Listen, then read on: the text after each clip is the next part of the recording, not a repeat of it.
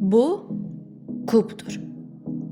Sadəlik gözəllikdir ifadəsi əgər bir fəza fiquru olsaydı, böyük ehtimalla o fiqur kub olardı. Oyun zəri, evdə istifadə olunan buzlar, qənd və ağlınıza gələ biləcək digər əşyalar kub formasındadır. Bu videoda həm yapışdırıcı olmadan kub hazırlamağı, həm də kub və sadəlik arasında olan harmoniyanı biləcəksiniz.